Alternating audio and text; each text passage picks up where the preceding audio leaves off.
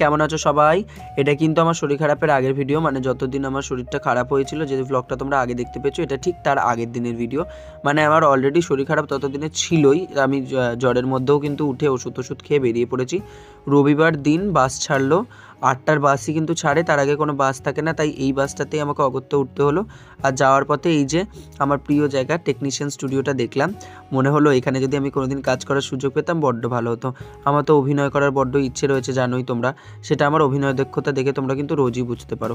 তো আজকে কিন্তু খেয়েছিলাম ফ্রাইড রাইস, চিকেন কষা, এদিকে বাড়িতে কিনেছিলাম রুটি, আর ওদিকে কিন্তু নিয়েছিলাম এই যে চানা।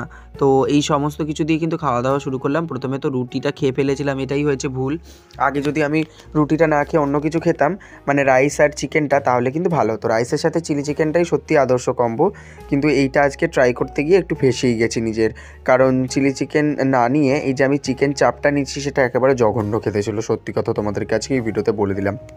তো এরপরে আর কি টুকটুক করে হাঁটতে হাঁটতে বেরিয়ে গেলাম। আর আজকে কিন্তু অনেকটা তাড়াতাড়ি আমি বেরিয়ে গেছিলাম কাজ মিটিয়ে, কারণ সানডেতে আজকে আমার একটু এক জায়গায় যাওয়ার ছিল। তো এখান থেকেই আমি সেই জায়গাটাতে যাব কিছু কেনাকাটি করার জন্য। দেখা যাক কিছু কেনাকাটি কী কী করেছি, সেটা কিন্তু তোমাদেরকে অন্য একটা ডিটেল ব্লগে দেখাবো। আসলে উইন্টার কালেকশনেরই বেশ কিছু জিনিস এখান থেকে কিনেছি। তো চলো, রাস্তা ফাঁকা নিয়ে বাড়ি ফিরি। তোমরা ভিডিওটা ভালো লাগলে লাইক, কমেন্ট, শেয়ার, সাবস্ক্রাইব করে দিও।